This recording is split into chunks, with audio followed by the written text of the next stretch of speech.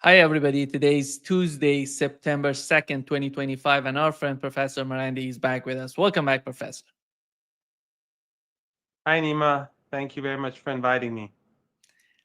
Let me start with what has happened during the meeting in the SCO summit. We had a meeting between the Iranian president, Masoud Pezeshkian, and the Russian President Vladimir Putin, in which he said the agreement between Iran and the Eurasian Economic Union on free trade is another major step forward in the development of our relationship, which we welcome. Pezeshkian says, I personally have taken control of the implementation of all agreements reached between our countries, Iran and Russia. Means, of course, we'll make every effort to remove any obstacles on this path.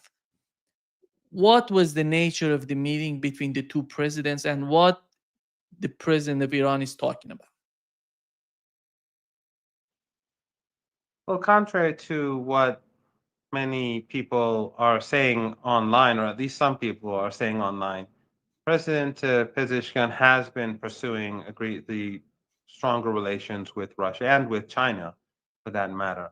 And he's just met the Chinese president and President Xi, and after that, he's met a senior member of the standing committee who's very close to President Xi.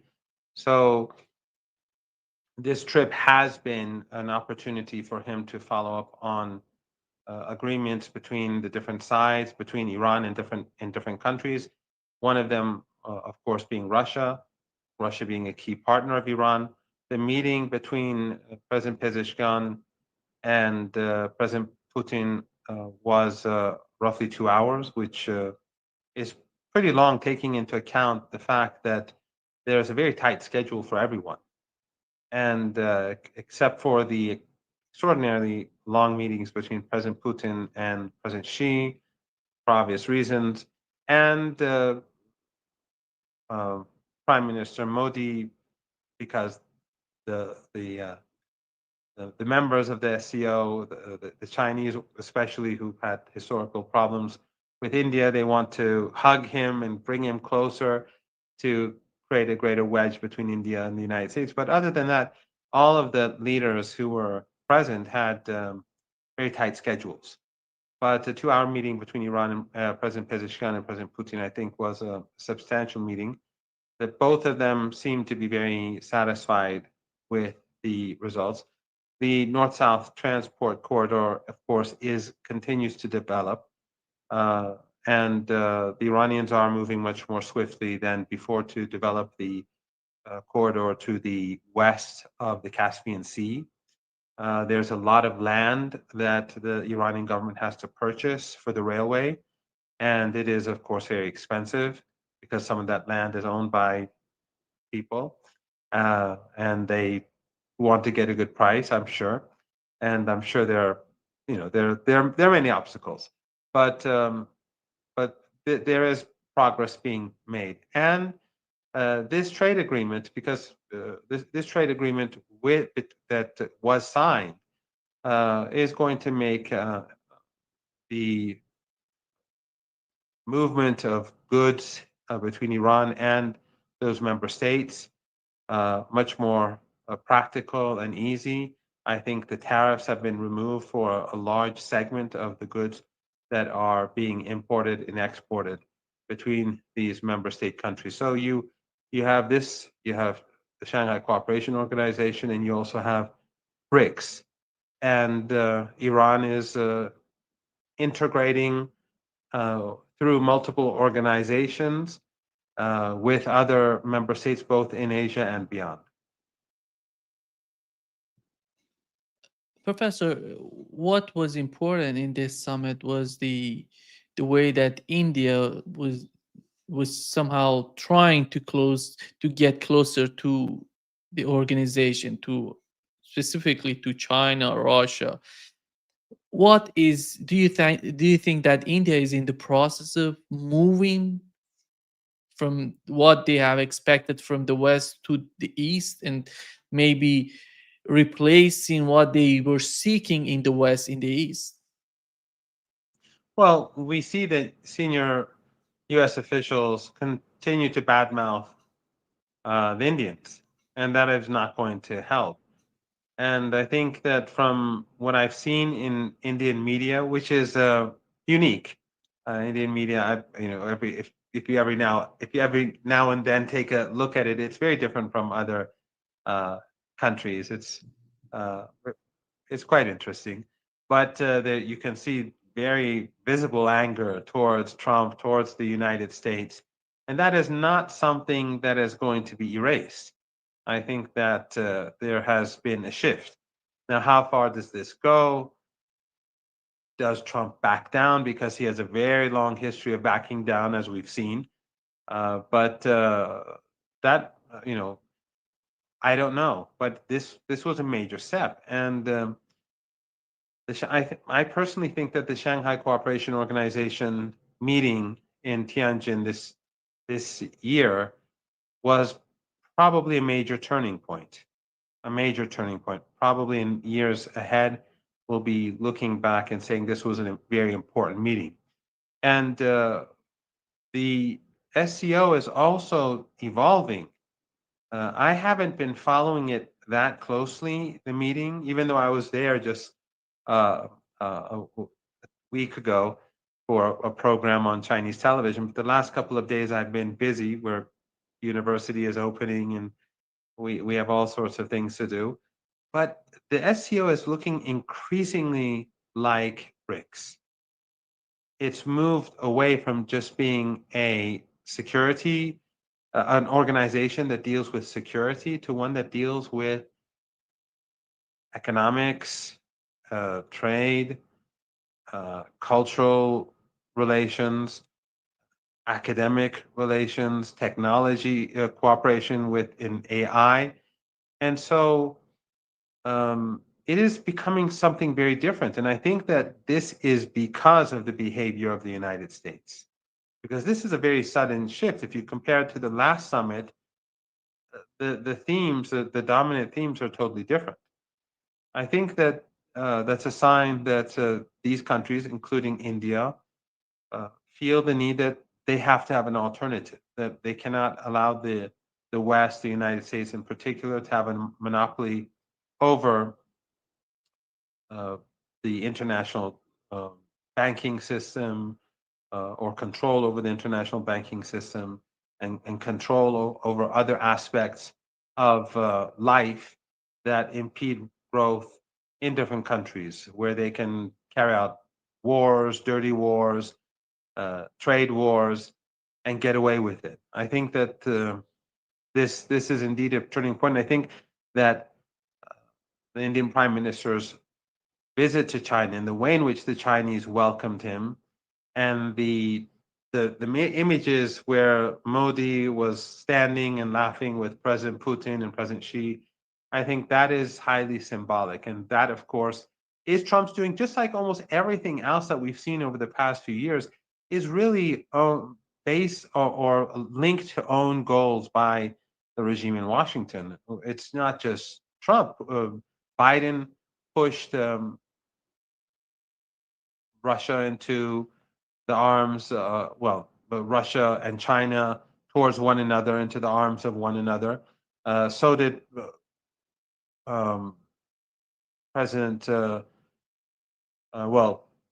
candidate Clinton, when after she lost to uh, when she lost the election, she and her followers began the whole RussiaGate hoax, and thus prevented Trump from moving closer to Russia or building bridges with Russia. But also Trump himself foolishly damaged the relationship. So the United States has been pushing Iran towards Russia, Russia towards Iran, China towards Russia, Russia, and now India has been added. And of course, we have to keep in mind that the same is true with uh, Brazil. And we've heard that the Brazilians want to have an extraordinary meeting of the heads of state of the BRICS countries. I'm not sure if it's going to be an online meeting. That's what I heard. I don't think it's going to be in person, but I think that just shows that these countries are all concerned increasingly about the United States. And we have to keep in mind, Nima, that 22 years ago, 22, 23 years ago, Iran was the enemy of the United States. The United States made Iran its enemy. So they called it the axis of evil, right? And like basically, Iran was the head of this axis of evil, even though the other two countries, one of them was Saddam Hussein's Iraq, which was no friend of Iran. But in any case, now the United States has so many enemies, and the West has created so many enemies for itself that this has given countries like Iran a lot of space for maneuver.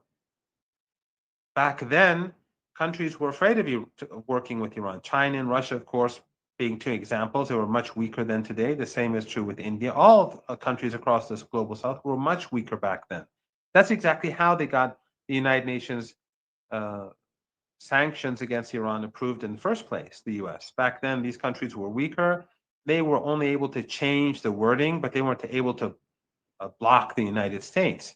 So they imposed a number of UN sanctions against Iran with regards to its nuclear program and its military program.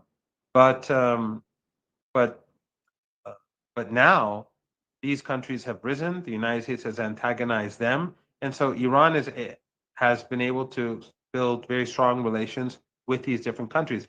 And the letter that was issued yesterday between the Iranians, the joint letter of Russia, Iran, and China, stating that the snapback uh, um, that is being attempted by the Europeans, the attempt to bring about a snapback to bring the Snapback sanctions. nuclear deal, yes, to return the sanctions or to revive the UN sanctions against Iran.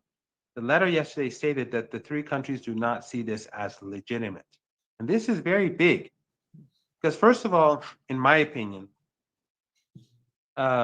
this to bring back the UN sanctions through the snapback mechanism, which was a mistake by the Iranians to have it in the first place. They shouldn't have allowed that to be included in the nuclear deal in 2015. But it doesn't really have a huge impact on the Iranian economy. It has a very small impact because everything that is in those UN um, sanctions is already being sanctioned by the United States and much, much, much more. The maximum pressure sanctions include those sanctions plus everything else. So even if these UN sanctions are revived, they've already been sanctioned by the Americans and the Europeans.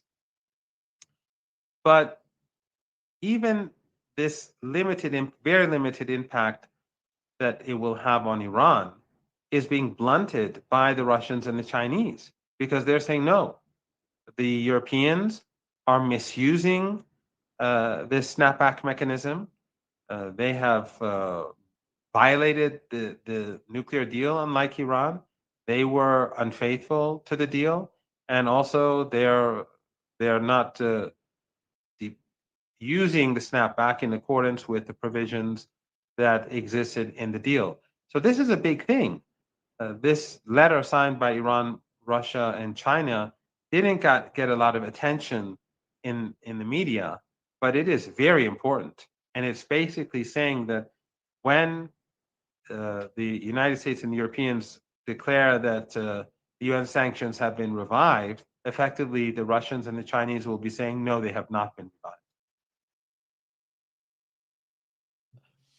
Professor Marandi, we remember what was the behavior of Europeans in the aftermath of during the Israeli attack on Iran. They somehow, instead of condemning Israel, they were condemning Iran for. It says it was a preemptive attack on Iran, all of that nonsense that we've heard from them. But when it comes to the snapback sanctions, do you feel that is there anything else to be believed in Europe on the part of Iranians? Because I don't know how Iran does feel about Europe. Actually, I think that this is going to hurt Europe more than it hurts anyone else. Because, as I said, the UN sanctions, if they are revived, they're already being implemented by the United States and the Europeans. And if the Russians and the Chinese don't even accept those, which they said they will not, according to this letter, that means even those are meaningless. And everything else which has been sanctioned goes far beyond these UN sanctions. So it's not going to bring about any change, right? It will bring about a psychological, it will bring about psychological problems for the Iranian market for the weeks ahead. I mean, there's no doubt there will be fluctuation in the Iranian currency. It will probably depreciate to a degree. And then a few weeks after the so-called snapback mechanism goes into effect, and according to the United States and Europeans, the sanctions have been revived. For a few weeks, you'll probably have some fluctuation with the currency still, but then after a while, people will recognize that it didn't make any difference. So for Iran, it's not going to have a big impact. It will have a psychological impact for a couple of months probably, but that's it. But for the Europeans, this is the last, let's say, this is this is their last hope of having any influence in Tehran. They have burnt they're burning, and they will burn their last bridge with Iran. And that is very important because that will make them less important for the region, even for U.S. allies in the region or U.S. proxies, like the countries in the Persian Gulf, who are basically proxies for the United States, Qatar, the Emirates, Kuwait, or Jordan, because the Europeans will no longer have any special link with Tehran. The JCPOA has always, for the last 10 years, been a platform for the Iranians and the Europeans to keep talking. Now, if that no longer exists, then they have no special status at all, even for the Americans. So they just become less important. So the Europeans have burnt their bridges with Tehran. They burnt their bridges with the Russians. They burnt their bridges with the Chinese. That's what's made them so unimportant. That's why you saw the images of European leaders sitting like school children in front of Trump in the White House, because they lack importance on the global stage. So in future, Europe is not going to have any particular role in the relationship between the West and Iran, or with regards to the region. Europe is out of the equation. They've been removed. They'll just have a few embassies here. People get visas, go visit family, maybe do a bit of trade, which will probably not be that much. They don't have much to offer, and there's so many sanctions anyway. So Europe is shooting itself in the foot, but they don't see it that way because they're still too arrogant. They still live in the past. They still think that they are the center of the world. When I went to China last week, I've been to different cities in China, uh, in the south and the north and central China, but I'd never been to Tianjin. Tianjin is far more advanced than any European city that I've ever seen, or any American or North American city that I've ever seen. So, what does the West have to offer? They're basically antagonizing everyone. They are making themselves less significant politically. They're not very significant economically.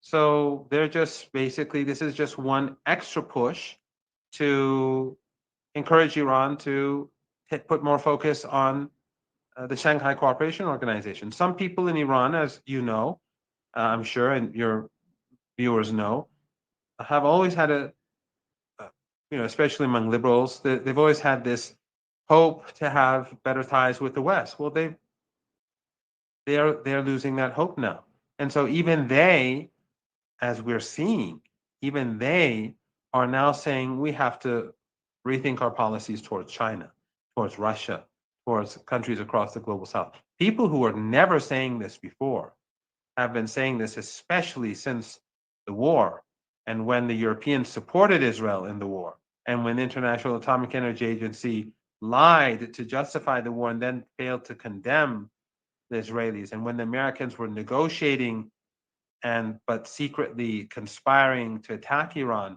and we saw liberals and conservatives in the mainstream, the establishment, all supporting the war, that has created a new environment in Iran. And I think that the death of the JCPOA, that something which the Europeans are bringing about, will be the final bridge that collapses. And that will, in some ways, free Iran, because then the Iranians will say, okay, we no longer have any bridges. Let's focus on what we have. And the Shanghai Cooperation Organization is an excellent format to pursue this policy. Yeah. How about the NPT? What would be the policy of Iran toward NPT? That's a good question. I don't know. We'll have to wait and see. A decision hasn't been made. Parliament has pushed forward an act to so that Iran would leave the NPT. But the Speaker of Parliament, I think, in a speech that he gave in Parliament today, was basically saying that a decision is being made. I assume through the Supreme National Security Council, and so we'll have. I think he basically was. I think basically he was asking parliamentarians, excuse me, parliamentarians to slow down a bit. What we already have is a suspension in cooperation with the International Atomic Energy Agency. We no longer work with them. We no longer cooperate with them. There has been a misunderstanding. Some people thought that Iran backed down and allowed inspectors into Iran. That's not true. What happened was, if I'm not mistaken, two inspectors came to Iran, but that was for the nuclear reactor in Bushehr. The nuclear reactor in Bushehr was built by the Russians, and they are building two more units at in the nuclear reactor. So they're expanding the nuclear reactor. The Russians, since they are cooperating with the International Atomic Energy Agency, their work at the nuclear reactor has to be monitored. And so the Iranians allowed these inspectors to come to Iran and go to Bushehr in order to monitor the refueling process. So this has to do with Russia, not to Iran. Since the reactor is Iranian and in Iran, they come to Iran. But with regards to Iranian nuclear sites, sites that are exclusively Iranian, there is no cooperation whatsoever between Iran and the International Atomic Energy Agency. So whatever happens, it's going to be a step further. I don't know if what step it will be, whether it will be with International Atomic Energy Agency directly, but something is going to happen definitely. I think one of the major concerns on the part of Iran, Russia, and China was the situation with Armenia and Azerbaijan. Both of them were there in the SCO summit. There was somehow the Iranian president talked to Turkish President Erdogan about that. How do you see the way that Russia and China and Iran see what's going on? Do you think that they had, I would assume, separately talked to these countries about the situation there, considering the importance of this region for the Belt and Road Initiative as well? Well, Russia, Iran, and China are not happy, and some have said that China is happy with this, with some sort of um, corridor controlled by this would be effectively controlled by the United States, but that's not the case. The Chinese do not want the United States to have any control over any corridor that maybe that would be linked to the Belt and Road Initiative. That's the whole point. The Belt and Road Initiative that was put forward by China began after an article written by Professor Wang Jixi. at Beijing University, an article called Marching Westward. And that article was in response to Obama's pivot to Asia. Basically, what the article was saying is that the United States wants to pivot to Asia. We should pivot to the west of China, not to the west, meaning the United States and Europe.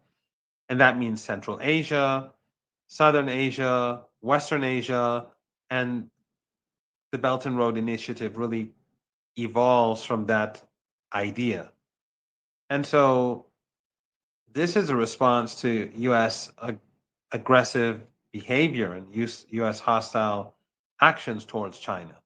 They want to have networks running across Asia for trade and business that cannot be disrupted by the United States and its allies to create better security. And of course, the SCO initially was created more as a security organization to complement the rise of this Belt and Road Initiative to provide security. Because again, the West has been supporting ISIS and Al Qaeda, like in Syria, like in Libya, like in Afghanistan, and elsewhere, against Iran, against Iraq. We see these terrorists murdering people in Russia.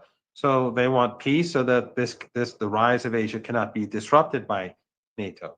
So obviously, the Chinese do not want the Americans to control anything that has to do with the Asia trade network, because it could be a security threat for China, for Iran, for Russia, and for the whole, for all of the countries that are in the SCO and beyond. The Iranians and Russia obviously do not want that either, because Russia is fighting against NATO expansionism, and Iran is just as concerned. So there has been some pushback. We see the Russians have bombed assets in Ukraine that belong to Aliyev, um, creating huge damage. I've been told that the damage was in the hundreds of millions of dollars, like at least a couple of $100 million. And then we've seen people arrested in Russia linked to Aliyev, people in the Russian underworld. And of course, the Iranians have also been warning Azerbaijan, the regime in Azerbaijan, about pursuing policies any policy that would weaken the sovereignty of Armenia. The Iranian president has just visited Armenia. So I think it's going to be increasingly, we'll have to wait and see what happens. The Armenians have given Iranian assurances.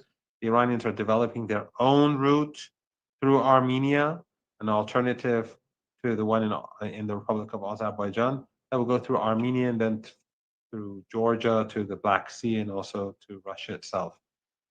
But this, this is itself, I think, ironically, something that is pushing Iran and Russia closer to each other, and also pushing Iran, Russia, and China closer to each other. Because anything that is meant to strengthen NATO's foothold in Central Asia or in Asia is something that all these countries are sensitive about. And of course, Erdogan is NATO. He is an ally of the United States.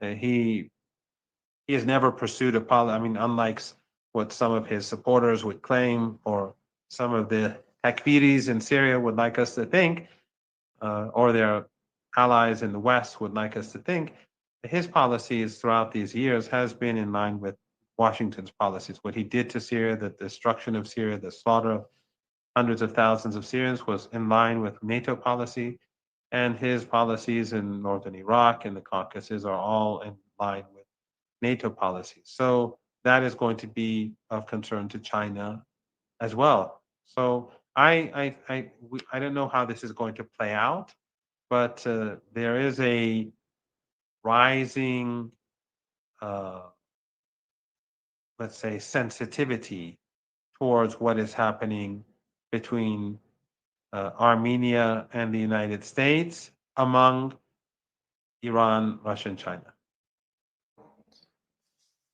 Israel attacked Yemen and they killed the prime minister of Yemen together with his cabinet members. And what is, when it comes to, I don't know how much how much suffering they can bring to Yemen by this sort of activity, but it doesn't mean anything. It doesn't work. It doesn't, even those people who are in favor of Israel, who are defending Israel, they don't see anything beneficial coming out of this action. What is the mind of the administration, the Netanyahu administration, that goes after these sort of assassinations in other countries? Complete indifference towards the lives of uh, of of Arabs, of you know people who are not chosen. They don't care. Neither does the West. The West doesn't care if the Israelis bomb Tehran today.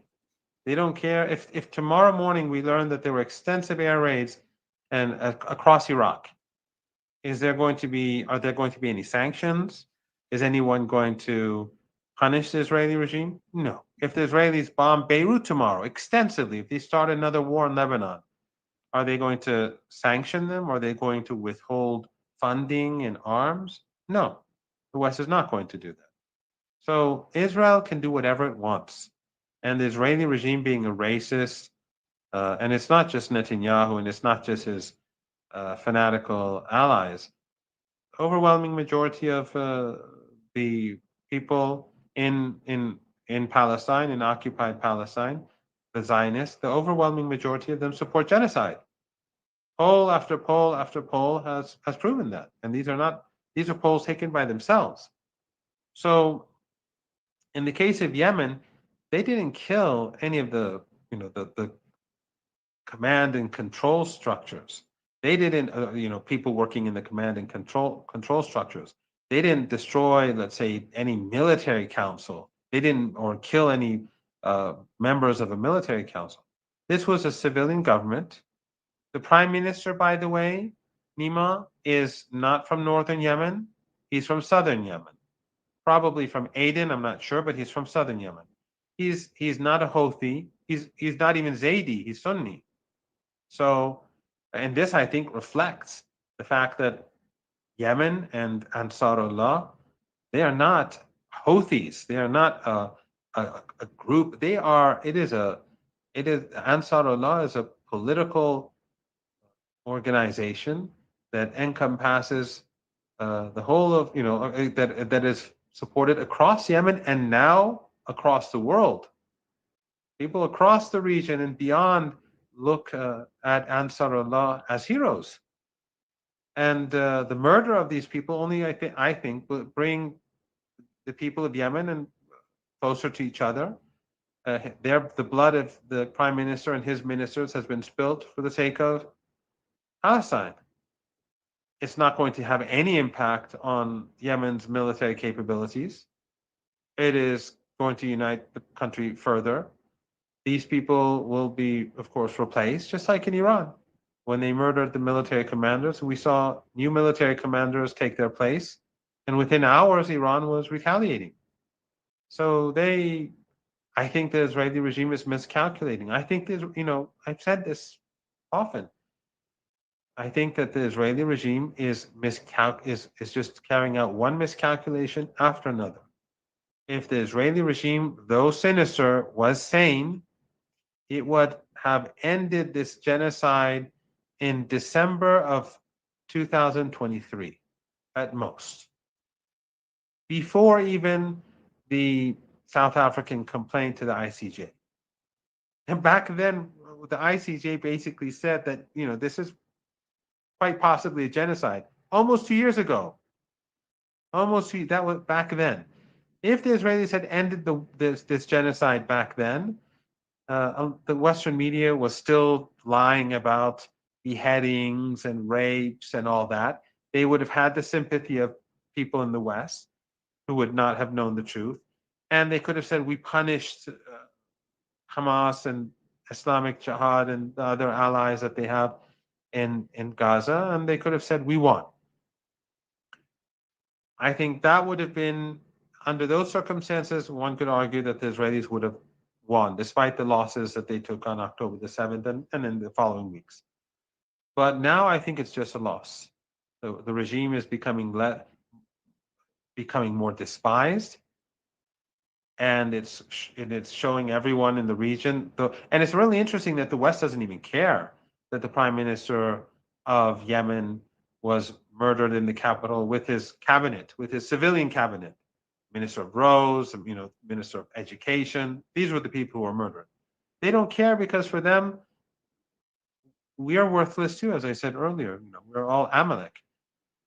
But people in the region notice, and people in Yemen notice, and many people across the global south will notice. So this is just another uh, piece of evidence that shows that Israel cannot remain in this region. This region cannot have an Israel. It will always be a source of instability. It will be always a source of danger. It will, supremacism wherever it is. Uh, it's going to be aggressive towards those which they consider to be inferior. What do you make of what's going on in Iraq, considering the United States moving its assets and somehow their weapons toward the Turkish areas? And what is that all about? Are we going to see the new? Are they preparing for a new Israeli attack on Iran? I I'm not sure it's directly related to any Israeli attack on Iran, but I think it is more related to the possibility of reviving ISIS and bringing about instability to Iraq. The United States, the Europeans have always wanted, in line with the needs of the Zionist regime, to weaken the region. And the best way to weaken the region is fragmentation. And Iraq is a place where uh, you have a very large population. It's a wealthy country because of its natural resources. And that, of course, is, and as it, right now, Iraq is producing a lot of oil. Its growing relations with China and Asian countries is clear to all. Um, a strong Iraq is not in the interest of the Israeli regime, obviously, and it's not therefore in the interest of the elites in the West. So I think that the Americans are conspiring to weaken Iraq's central government. They are pushing very hard against the government to prevent the popular mobilization forces, or to have the popular mobilization forces weakened, if not disbanded altogether. There's a huge row going on right now, and a lot of pressure being imposed by the Americans on the Iraqis. And of course, we know that the popular mobilization forces were key to the defeat of ISIS. When ISIS was about to overrun all of Iraq, and when Baghdad was on the verge of collapse, and so was um, Arbil, uh, the Iranians, Hezbollah, and the newly born Popular Mobilization Forces, they began pushing the terrorists back. So what the Americans would like to see is an unstable Iraq, and I think this has more to do with that than anything else. Because another war between Iran and Israel, another uh, future attacks, American ground forces will have very little role to play, unless, of course, uh, the war expands and people in Iraq rise up. But I think that basically the war would be Iranian missiles and Israeli missiles and drones going back and forth over Iraq and Syria. What is more important than U.S. bases in Iraq are the U.S. bases in Turkey that are key, and the U.S. bases in the Persian Gulf. They're all key bases that are used to help the Israeli regime and to both defensively and offensively. It's very sad to see how Persian Gulf regimes, they are basically helping the Israeli regime, the Americans, and so is the government in Turkey through their cooperation with through trade, business, through military cooperation. But they are directly and indirectly helping the Israeli regime. And there's some, I would say, you can call them quote unquote silent movement, but they're not silent. They're so big and they're so massive, in my opinion. One of them is going on in Bahrain. The protests against the government in Bahrain, and the people are not happy with the situation. Do you feel that this sort of movement or somehow is going to grow in the Middle East, the way that the people coming out and expressing themselves? Well, people in Bahrain are very angry that the regime has open relations with Israelis and are expanding that relationship. And the protests are, of course, are directed towards the fact that the regime is so deeply committed to the United States and to the Western camp at a time when this genocide is taking place. It's ongoing. But I don't know how this will end, because the Saudis will, what they've done in the past is that they've brought in forces and they've helped crush the people of Bahrain, and the West has always supported the crushing of the people of Bahrain. When there was a revolution in Bahrain, the West, they stood and by and watched and supported the suppression of the population. However, we don't know what will happen in the coming months in this region, because uh, the region is full of dictatorships, family dictatorships. And um, people in those countries, their views are at odds with these leaders. But it's only because they're police states that they cannot express themselves. And we saw how during the Arab Spring, suddenly people revolted. And what the West did was that they, along with these dictatorships in the Persian Gulf, Qatar and the Saudis and the Emiratis and others, they staged a counter revolution. So while people wanted freedom and dignity, they pushed towards they went and overthrew Libya, and then ultimately we saw the dirty war in Syria. But all the other dictatorships were ultimately preserved. All the dictatorships in the American camp were preserved through the foolishness of some people who thought that being supporting Western policy in this region will do them any good. People in this region, some people who supported the dirty war in Syria or in Libya, they were basically uh, helping the Israelis unwittingly at best. So I think what we're seeing in Bahrain is something that the West should be worried about. It's something that these dictatorships should be worried about, because at some point someone may take a step or do something that triggers uh, other movements, and then things could quickly spiral out of control. That's what happened during the Arab Spring. That's what happened in Tunisia, and it led to the events in Egypt. Today, things are far worse than back then. Just now, just hours ago, they murdered a number of children who were waiting for water in Gaza. That this is what we're seeing day and night, and at some point, I think things will explode, and and when that happens, I think the West is going to be in big trouble in this region. Professor Marandi, the attack on Iran, Israeli attack on Iran, do you think that has changed the Iranian mindset toward the way that they should behave? They should decide about the policy, the immediate policies of the government, how to defend themselves. We had a new council in Iran, a defense council, and which works with the Security Council of Iran. It's under the control of the Security Council. What did Iran learn from the Israeli attack on Iran, and how prepared is Iran to to somehow change its mindset toward any new attack on Iran? I think there's been a sea change inside Iran.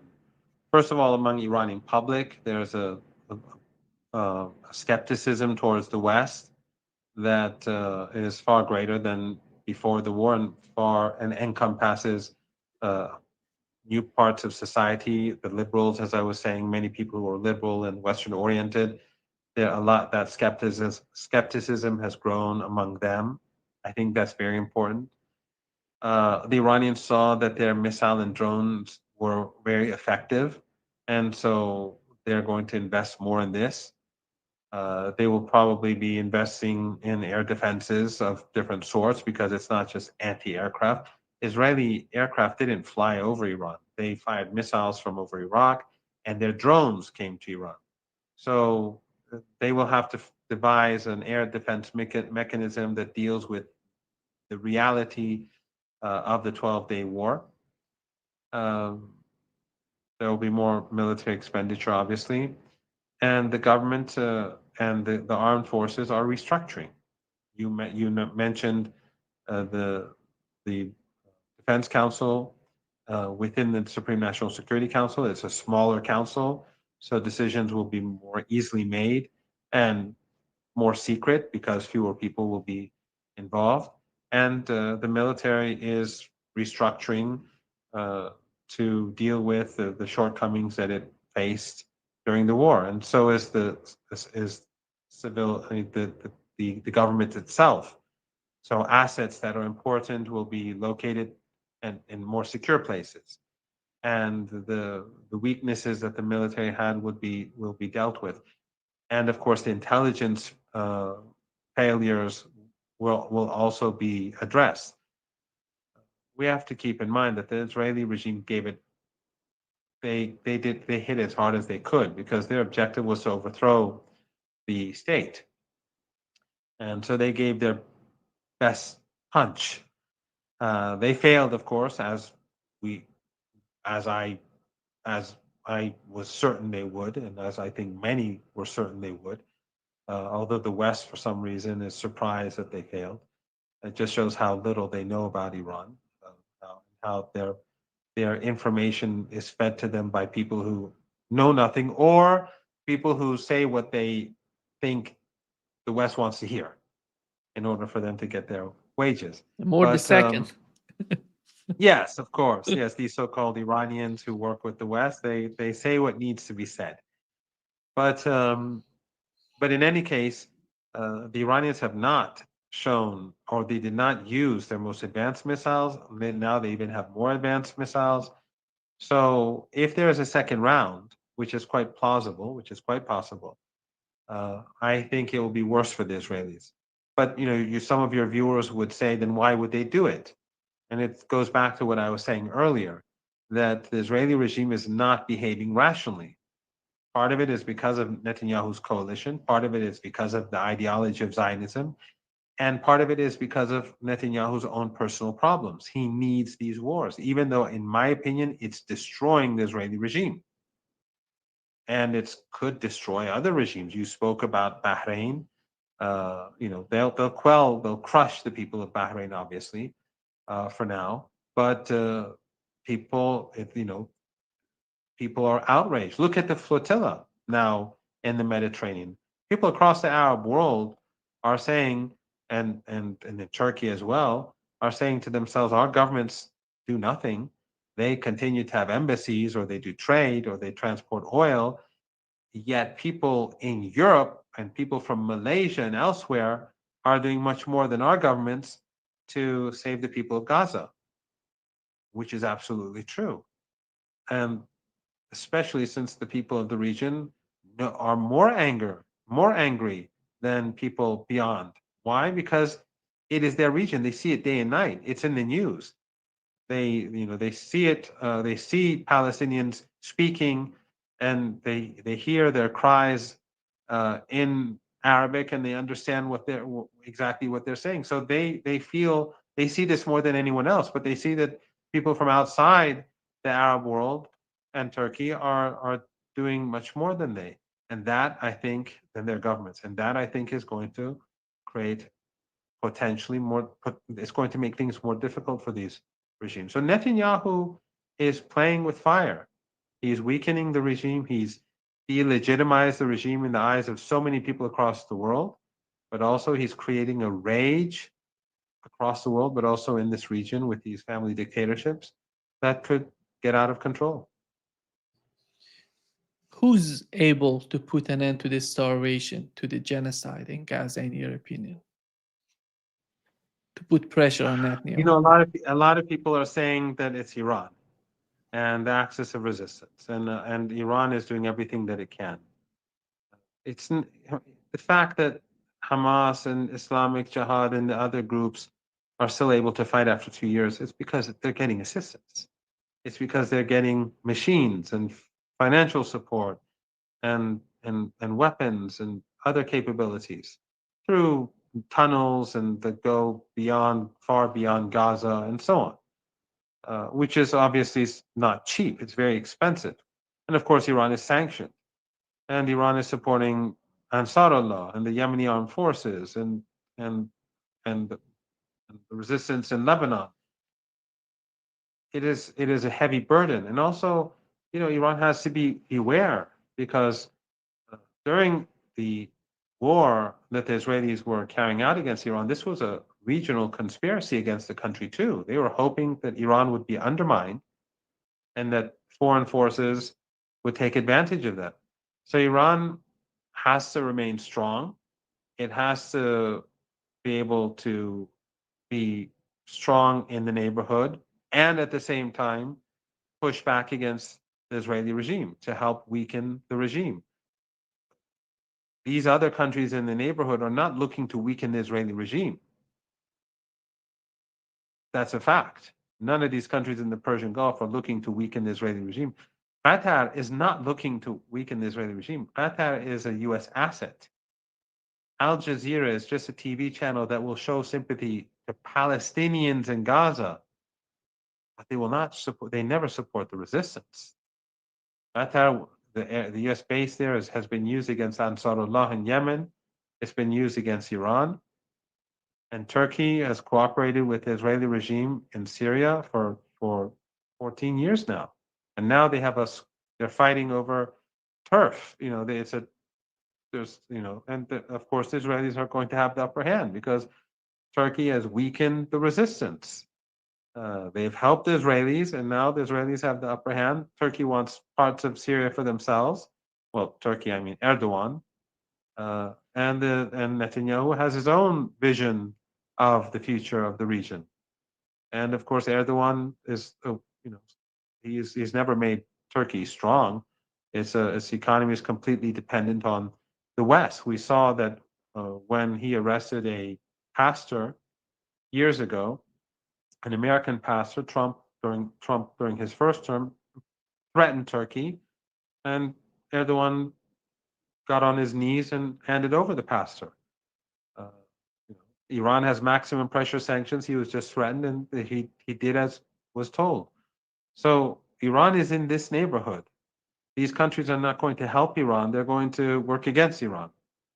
You saw the Republic of Azerbaijan, the family dictatorship of Aliyev. He's not going to work. He's not going to cooperate with Iran. He's going to cooperate with Israel against Iran. The countries in the Persian Gulf, they'll work against Iran. Turkey will, sadly, under Erdogan, will work against Iran.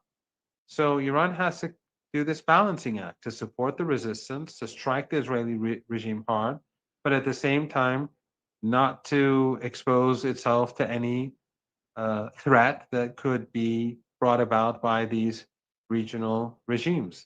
Sadly, the axis of resistance is alone in the struggle against the Israeli regime. They're heroic, whether it's Hezbollah, whether it's Ansarullah, whether it's the Iraqi resistance, and of course Iran. But they are up against a much greater force. They have popular support across the world. We see the flotilla, they want to free the Palestinian people. We see polls across the world. We see people boycotting businesses, American businesses, European businesses that are helping the Israeli regime. We see that across the world, but these dictatorships in the region and the Erdogan regime and the Aliyev regime, uh, they are not going to help the axis of resistance. They're doing the exact opposite. I think before wrapping up, it's good to talk about Hezbollah and the situation with Hezbollah before we after all those suffering, I would say, because the assassination of Sayyid Hassan Nasrallah was something big. Nobody can ignore that and how big that was. How do you see Hezbollah today? Because it wasn't. It's not just about the loss of the leader of Hezbollah, the commander of Hezbollah. It's all about the pressure that the West is trying to put on Hezbollah as we talk. How do you find Hezbollah Yeah. today? Yes, the difference between Hezbollah and Hamas and Ansarullah is that Hezbollah does not control its own territory. So Hamas and its allies, they control Gaza. Even now, those areas that they control, they control under the ground. They've been building that network for many years. Ansarullah in Yemen, they control the capital. They control most of the important areas of Yemen. The mercenaries of Saudi Arabia and the Emirates, they control smaller parts. And then there's the desert, which is not populated, heavily populated. So Ansarullah controls it. Lebanon is not like that. Hezbollah, you have one village that's sympathetic to the resistance. The next village, you have, uh, you know, people who are affiliated with the Lebanese forces, the fascists who carried out the Sabra and Shatila massacre of 3,000 people in 1982 alongside the Israeli regime. You have allies of the Israeli regime in Lebanon, and they hold key posts, and they're very close to Western embassies. So you have tens of Western embassies, and then you have these regimes that I told you about in the region. The Saudis, the Saudis are doing their best to undermine the resistance in Lebanon. They're deeply involved in what's happening right now in Lebanon. So Turkey, under Erdogan, undermined the resistance in its own way. Saudis are doing it in their own. They're all in. Their focus is against the resistance. It's not against Israel. So right now you see Jolani or Ashara repeatedly telling the Israelis and everyone who will listen that I'm against Hezbollah. But he's not against Israel. He's trying to do a deal with Israel. He's trying to normalize relations, something that the previous government never would have done. But so Hezbollah is being surrounded by this coalition, the Takfiris, the Zionists, and the Western affiliated factions inside Lebanon. So Hezbollah has always had this problem. This is not new. So they have to fight under those circumstances. They have to resist under those circumstances. According to polls, the majority of the Lebanese support the resistance. And this includes Muslims, Shia and Sunni, Christians, Jews. The majority support the resistance. And the recent local elections indicate that as well. But they're up against a very powerful force. They're up against the oil well, gas well. They're up against the NATO. They're up against 50, 60 countries, basically, that are working together against the resistance. It's much more difficult than the situation, well, not now in Gaza, but before October the 7th. Gaza, Hamas was in control of the entire territory. They could, they could build their infrastructure and keep it secret. They were the ones in control. Ansarullah too. They are in control of those lands. But there's no place in Lebanon where the Hezbollah can say this is Hezbollah territory, and no one, this is, uh, it's a country where it's Hezbollah's enemies exist everywhere, and the Western intelligence agencies support them. But Hezbollah continues to be strong. It is preparing itself for war, and it is, I think, from my understanding, preparing itself for the new generation of warfare and the more advanced warfare that we're seeing evolve in today's world, with AI and the new technologies. I have no doubt that if the Israeli regime uh, launches another attack against Lebanon, they will not win, and it will be because of Hezbollah. we have to keep in mind that the Americans and the Europeans will never allow the Lebanese armed forces to defend Lebanon. Lebanon has no air defenses. Why? Because the Americans and the Europeans won't let them have it. They have no military means to protect the country against the Israeli regime. That's intentionally so. So if they are able to disarm Hezbollah, it's only to do so so that the Israelis could do what they want. They want a weak Lebanon, a weak Syria, a weak Jordan, a weak Egypt, a weak Iraq, a weak Saudi Arabia, and so on, so that Israel can rule supreme. And we now know Netanyahu has said openly something that we knew from all along, but he's now saying it openly that they are pursuing a greater Israel. I think what Hezbollah is trying to do is trying to avoid the internal friction with the government as well, because these forces are trying to make some sort of chaos in Lebanon and maybe killing people and making some.